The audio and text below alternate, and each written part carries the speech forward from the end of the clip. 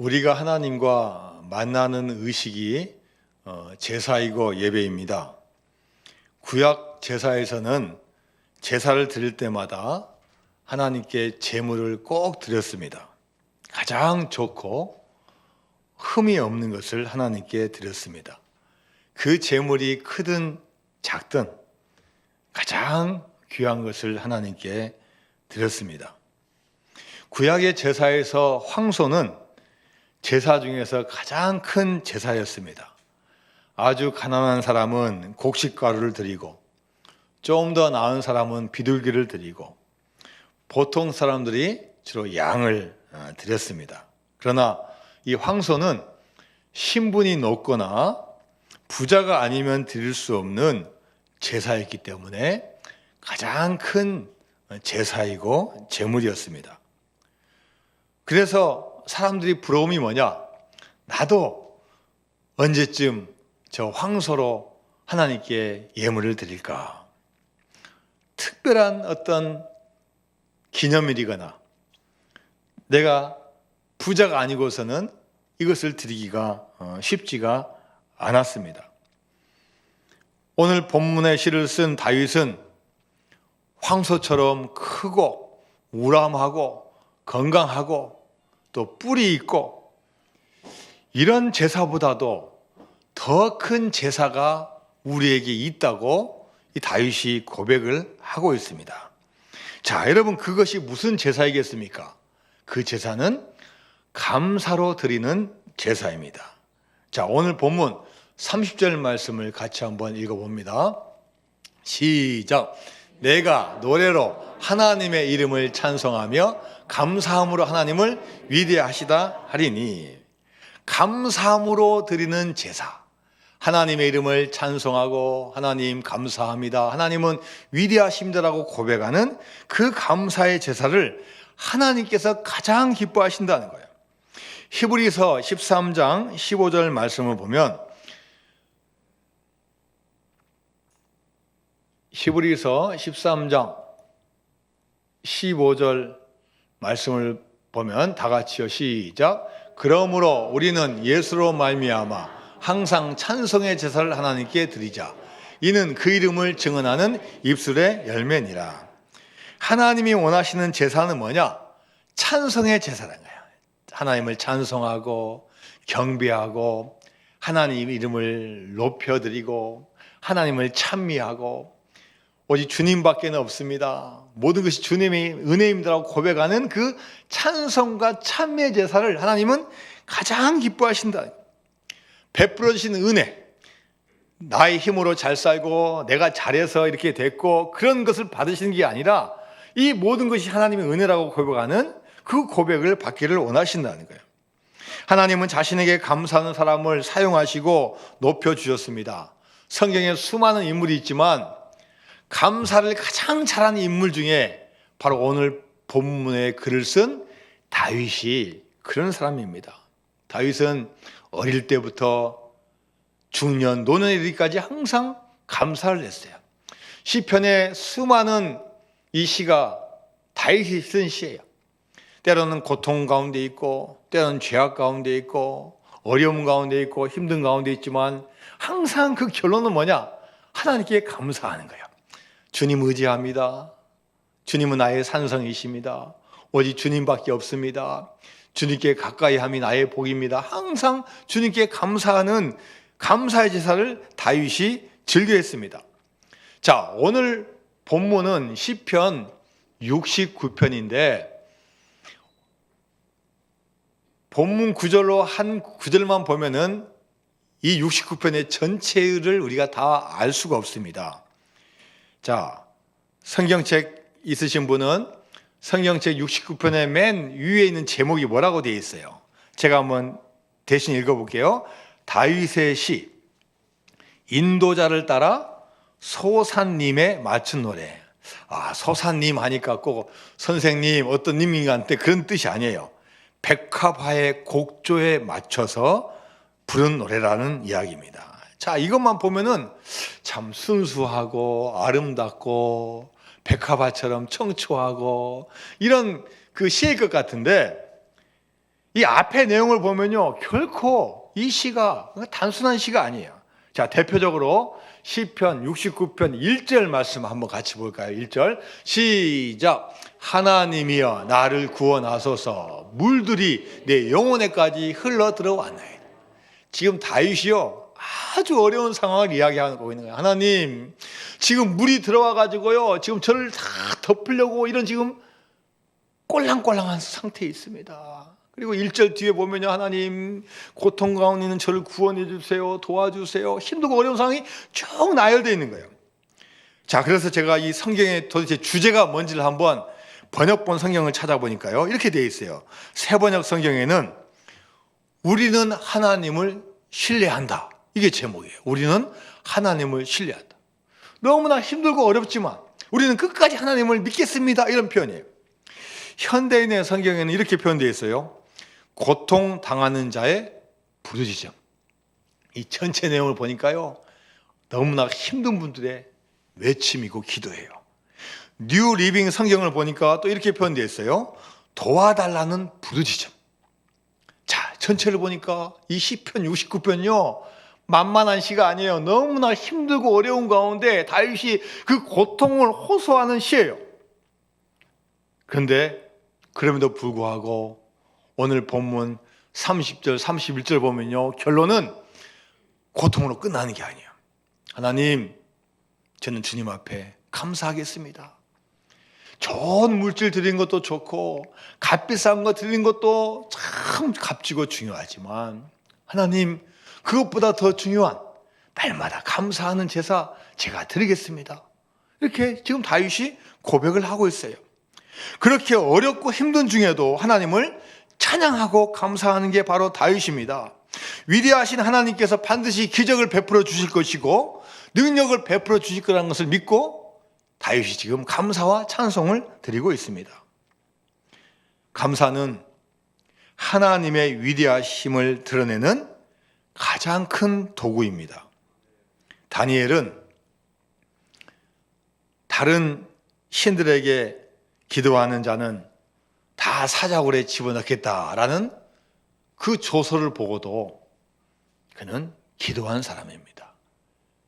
내가 지금 기도하면은 불리함이 오고 심지어 목숨까지 잃을 그런 상황 가운데서도 그는 하나님께 기도하고 감사했어요. 자, 여러분이 잘 아는 다니엘서 6장 10절 말씀 같이 읽습니다.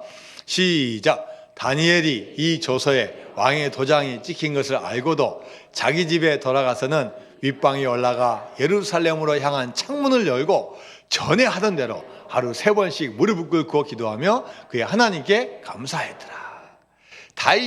다니엘이 대단한 게 뭐냐? 불리한 것을 알고서도 전에 하던 대로 하루에 3번씩 기도했다는 거고, 그것도 참 중요하고 대단한 거지만 더 대단한 게 뭐냐? 그냥 하나님께 감사드리면서 기도했다는 거예요. 우리는 힘들고 어려우면 인상을 쓰고 불평하고 불만하고 좌절하고 절망하고 방황하고 그런 삶을 살지만, 야, 이 다니엘은 어릴 때부터 하나님을 향한 그 아름다운 믿음을 가지고 있어서 어려운 가운데도 감사하며 살아가는 거예요. 여러분, 감사는 반드시 그 대가가 있어요. 감사의 대가는 뭐냐? 기적과 능력입니다. 여러분, 왜 기적이 일어난 줄 아세요? 기적을 해가시는 하나님께서 움직이시기 때문이에요. 전능하신 하나님이 자신을 신뢰하고 믿고 나가는 그 사람들의 부르짖음과 기도를 결코 외면하지 않으십니다. 하나님은 어려운 가운데서도 감사한 자를 기억하시고 반드시 도와주시는 하나님이셔요. 솔맨이라는 화가가 있습니다. 결혼한 지 얼마 되지 않았는데 몸이 이상해서 너무 아파서 병원에 가봤는데 의사가 진단을 내립니다. 당신이 앓고 있는 병은 임파선 결핵입니다. 당신은 앞으로 3개월밖에 살지 못할 것입니다. 그때 그의 아내는 임신 중이었습니다. 아내에게도 미안하고 태어날 아이가 살 것을 생각하니 좌절과 절망뿐입니다. 밤에 잠을 못 자면서 너무나 힘들고 괴로웠어요.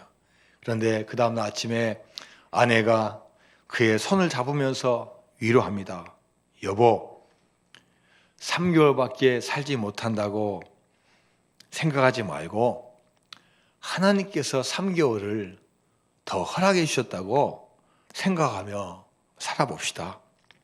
그리고 그 무엇도 원망하지 말고 한번 살아봅시다. 3개월이면 어떻고 3년이면 어떻습니까? 그 기간을 가장 아름답게 하나님께 한번 드려봅시다. 이 부인의 말을 들은 솔매는 아내의 격려에 위로를 받고 용기가 생겼어요. 그래서 그 절망을 딱 접어버리고 날마다 기쁨과 감사로 그가 예전에 하던 대로 그림을 그리는 거야. 그림을 열심히 그려요. 자, 3개월이 지났어요. 이분이 살았을까요? 죽었을까요? 죽었으면 제가 설교 말씀을 안 하겠죠. 이분이 살았어요. 병원에 가보니까 임파선 결핵이 순식간에 사라진 거예요. 그리고 그가 그때 그린 유명한 그림이 있어요. 그 그림 제목이 머리 대신 그리스도라는 제목이에요. 예수님이 어떤 분일까라고 상상하면서 예수님의 얼굴을 그렸어요. 많은 분들이 예수님을 그릴 때 자비하신 예수님, 사랑이 많으신 예수님, 또 때로는 고통당하고 고난 가운데 십자가상에 있는 예수님을 그렸는데 이분의 그림은 그런 이미지가 아니에요. 뭔가를 바라보면서 좀 단호하고 확고하고 너 걱정하지 마라. 너 두려워하지 마라. 내가 너를 보고 있으니까 내가 너와 함께 할 것이다라는 그런 이미지의 예수님을 그렸어요. 1940년도 이 그림이 500만 부 이상 인쇄되었고 오늘날까지 세계에서 가장 많이 알려진 예수님의 모습을 보여주고 있습니다. 여러분, 우리가 언제까지 살면 행복하고 감사합니까? 3개월입니까? 30년입니까? 130년입니까? 우리 교인은 어떤 기간을 살든지 하나님께 감사하면 하나님께서 우리가 천국 가는 그 순간까지 우리 인생을 책임져 줄 줄로 믿습니다. 우리 교인은 무엇보다도 하나님의 주권을 믿어야 돼요. 주신 분도 하나님이시고 가져가신 분도 하나님이십니다. 이 세상에 우리에게 생명 주신 분도 하나님이시고 데려가신 분도 하나님이시라고 우리가 그분의 주권을 믿는다면 날마다 우리는 감사하며 살게 될 줄로 믿습니다. 오늘 본문 30절 말씀을 다시 한번 볼까요? 30절 시작. 내가 노래로 하나님의 이름을 찬송하며 감사함으로 하나님을 위대하시다 하리니. 다윗이 고백합니다. 하나님, 제가 노래로 하나님의 이름을 찬송하겠습니다. 하나님, 제가 감사함으로 하나님의 위대하심을 찬양하겠습니다. 감사로 하나님의 위대하심을 찬양하겠다는 이 말은요, 감사할 때 하나님의 위대하심이 드러난다는 말이고 그 드러남이 나에게 임한다는 의미가 있는 겁니다.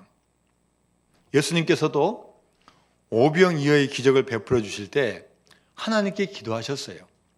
그분도 능력이 있는 분이지만 천지 만물을 지으신 진짜 주권자인 하나님에게 간구하고 기도했습니다. 그리고 기도할 때는 주실 것을 믿고 기도했어요. 자, 마태복음 14장 19절 말씀입니다. 시작. 무리를 명하여 잔디 위에 앉히시고 떡 5개와 물고기 2마리를 가지사 하늘을 우러러 축사하시고 떡을 떼어 제자들에게 주시매 제자들이 무리에게 주니. 예수님께서 물고기 2마리와 떡 5개를 딱 가지시고 하늘을 우러러 축사하셨어요. 여러분, 이 축사란 말 뭡니까? 축복하고 감사하는 거예요. 축복하고 감사하는 건데 이 감사는 어떤 감사냐? 기도 감사예요. 감사 기도를 드리는 거예요. 하나님께 감사 기도를 드리면서 하나님 주실 것을 믿습니다. 여기 지금 수많은 사람이 있는데 저희들이 가진 것은 조그마한 게 없습니다. 하나님, 하나님의 위대하심을 증명하기 위해서는 기적밖에 없습니다. 하나님 도와주세요 하면서 하나님께 간구와 감사의 기도를 예수님께서 드렸습니다. 기적은 어마어마한 곳에서 나오는 게 아닙니다. 기적은 작은 곳에서부터 시작하는 겁니다. 예수님은 한 소년이 자기 도시락으로 가져온 그 떡과 물고기를 사용하셔서 기적과 능력을 행하여 주셨습니다. 작다고 불평하지 않고 그 작은 것을 가지고 하나님께 간구하고 아릴 때 하나님께서 그것을 사용하여 주셨습니다. 우리도 마찬가지입니다. 우리가 있는 지금 환경이 우리의 삶의 토대가 되는 것이고 우리가 처해 있는 지금 우리의 상황이 기적의 기초가 되는 겁니다. 힘들고 어려워도 주님 앞에 다 아뢰고 간구하면 주님께서 허락하여 줄 줄로 믿습니다. 미국의 한 학교 선생님이 시골 학교에 부임해 왔는데 학교가 예산도 없고 학생 수도 적고 너무나 힘들고 어려운 거예요. 그래서 그 당시 미국에서 가장 유명하고 가장 큰 기업을 이룬 포드 자동차 회장님에게 편지를 썼어요. 회장님, 저희 학교에 아이들을 위해서 피아노가 필요합니다. 피아노 살 돈 좀 저희 학교에 기부해 주세요. 며칠 후에 편지가 왔는데 그 편지 안에는 $100가 들어있었습니다.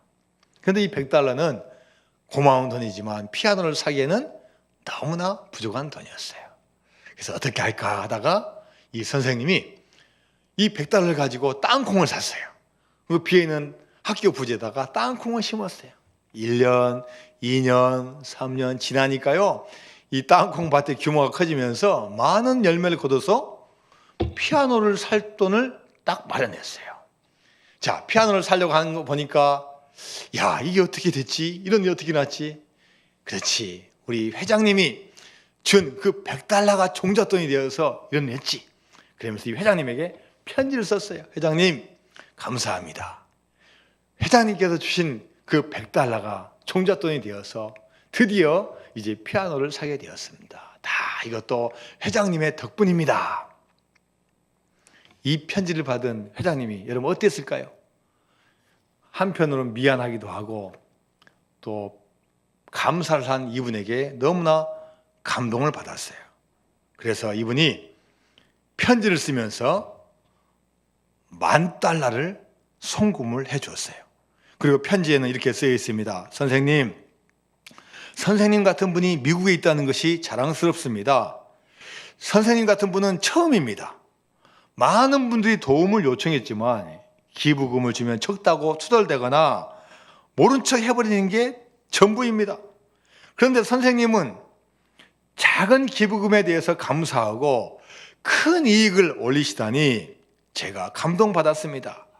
여기 $10,000를 드리니 피아노를 사시기 바랍니다. 앞으로 도움을 청하시면 액수와 상관없이 제가 책임을 지겠습니다. 응답 받았어요? 못 받았어요? 야, 여러분 $100 가지고 많은 분들이 욕할 거예요. 대기업 회장이 이것도 돈이라고 하면서 아마 99%가 그렇게 했을 거예요.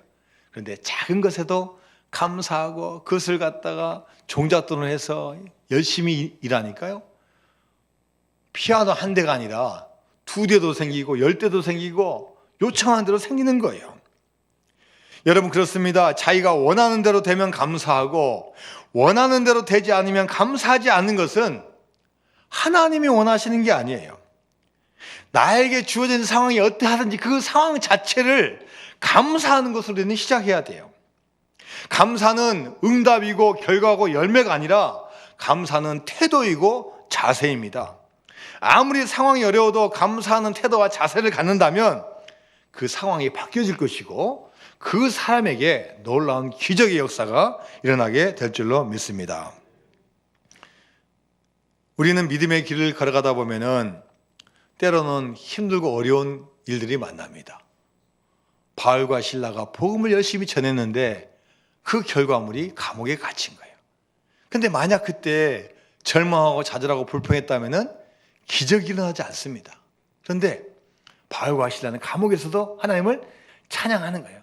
하나님, 우리가 이 감옥에 들어온 것도 하나님 무슨 뜻이 있겠죠? 하나님 찬양합니다. 우리 찬송 부를게요. 또 같이 말씀 암송하면서 또 이야기야.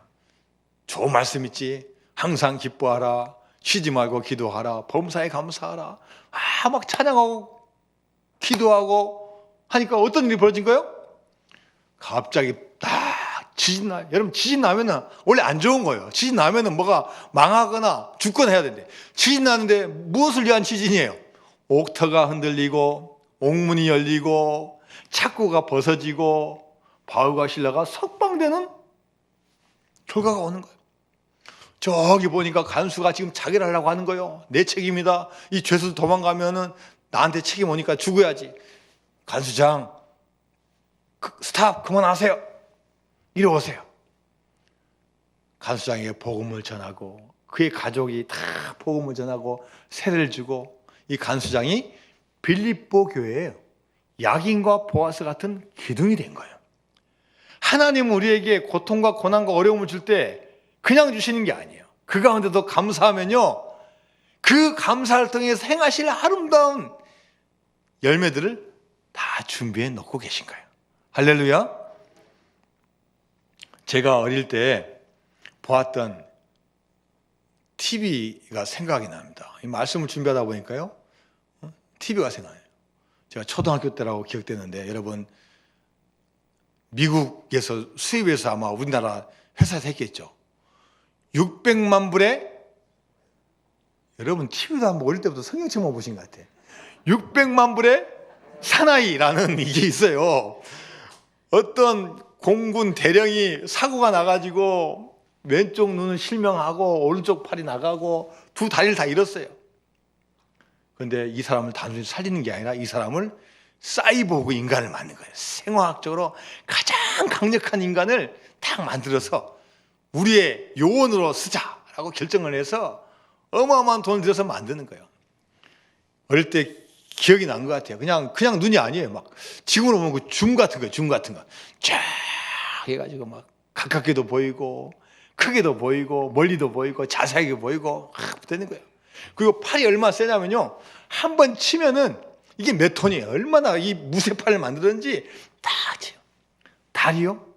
제가 열심히 달렸던 기억이 안 나가지고 어제 딱 검색을 해보니까요, 그때 만든 다리가 얼마나 빠르냐, 시속 95km로 달리는 그런 인간을 만들었어요. 이 세 개를 합치니까 돈이 얼마예요? 600만 불이요. 70년대에 600만 불이니까 지금은 하면 1000만 불이니까 그 사람 고치는데 100억 이상을 들여가지고 이 사람 고친 거예요.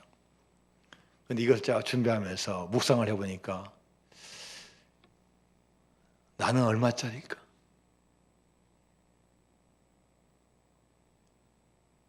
(100억) 주면 나 팔 수 있을까? 나 바로 100억 받고 죽을까? 야, 돈으로 환산을 할 수가 없는 거예요.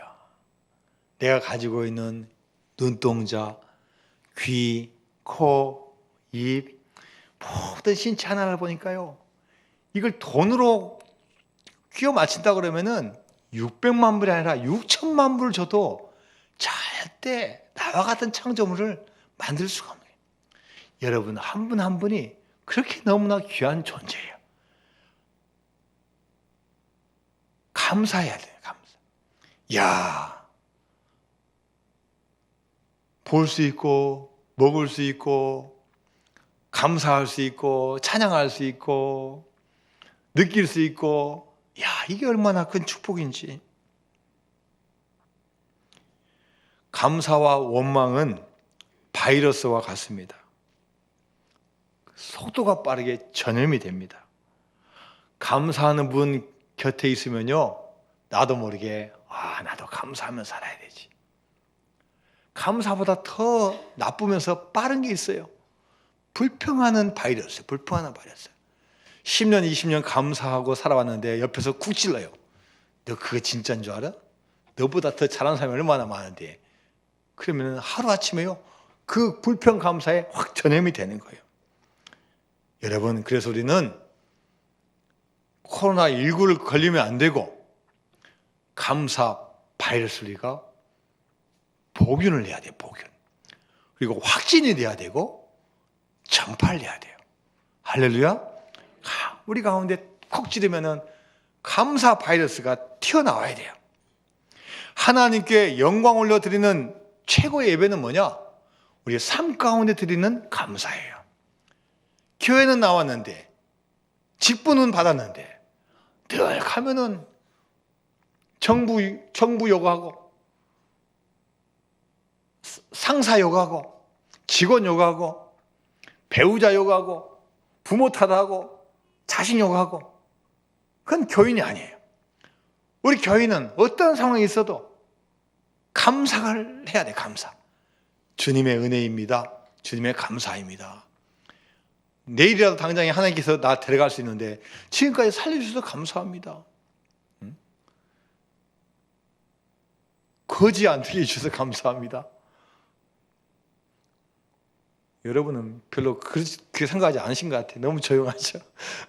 감사하셔야 돼요. 할렐루야. 감사하시기 바랍니다. 자, 시편 50편 22절에서 23절까지 말씀입니다. 시작. 하나님을 잊어버린 너희여 이제 이를 생각하라. 그렇지 아니하면 내가 너희를 찢으리니 건질 자 없으리라. 감사로 제사를 드리는 자가 나를 영화롭게 하나니 그의 행위를 옳게 하는 자에게 내가 하나님의 구원을 보이리라. 할렐루야. 어떤 예배, 어떤 제사가 가장 하나님을 기쁘시게 하냐? 뭐예요? 감사함으로 드리는 제사예요.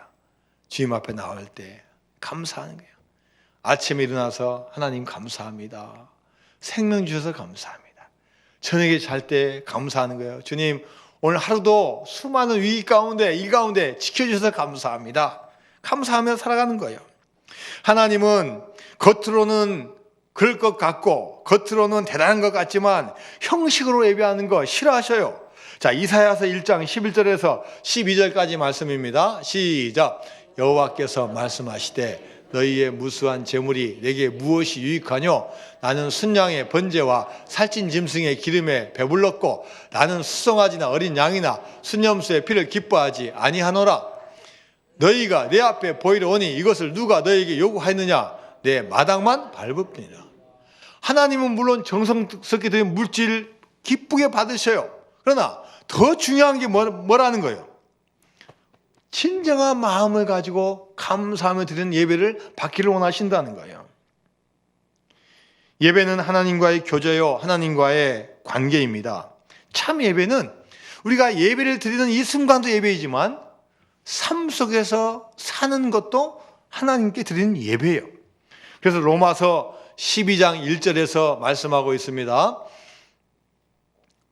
로마서 12장 1절 시작. 그러므로 형제들아 내가 하나님의 모든 자비하심으로 너희를 권하노니 너희 몸을 하나님이 기뻐하시는 거룩한 산 제물로 드리라. 이는 너희가 드릴 영적 예배니라. 할렐루야.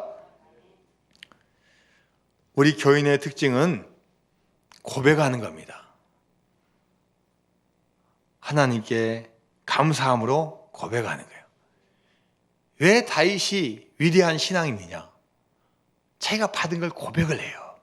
어려움도 고백하고 힘든 것도 고백하고, 그러나 모든 과정을 거쳐서 주님께서 주신 그 은혜에 감사하는 고백을 하는 거예요. 여러분, 어떤 사람하고 사는 게 가장 싫어요? 말 안 하는 사람. 한마디도 안 해요, 한마디도. 좀 사랑한단 말도 한 번 좀 해주고요. 50년 살았으면 한 번쯤 해줘야 될 거 아니에요. 네? 저도 10년 만에 한 번씩 하는 것 같아요. 좀 사랑한다고, 아이고 고맙다고 하고 감사하다고. 뭐 당연하다듯이 받는 분이 너무나 많은 거예요. 싫어해요. 그런 배우자 싫은 거예요. 고마워요, 당신 덕분이에요. 나 같은 사람과 사라져서 너무나 감사해요. 고백해야 되는 거예요. 기독교 윤리신학자인 라이놀드 리버가 말했습니다. 기독교 신앙은 믿음, 소망, 사랑이 있다. 거기에 한 가지를 더한다면 그것은 감사이다. 감사가 곧 믿음이고 예배입니다.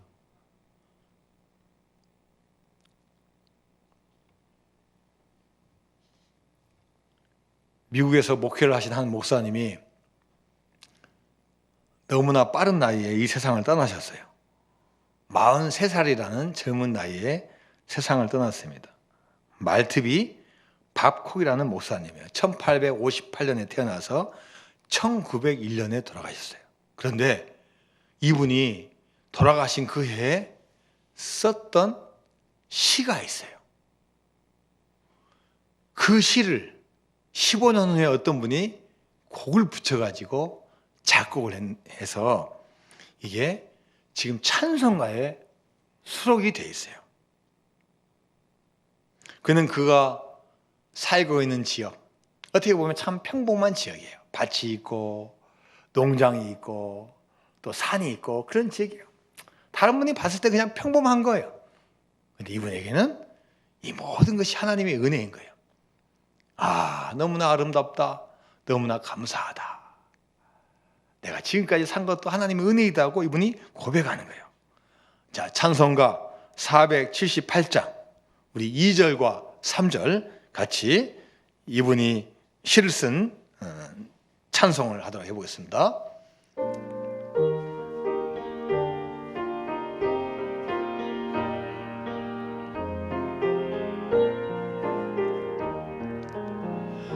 참 아름다워라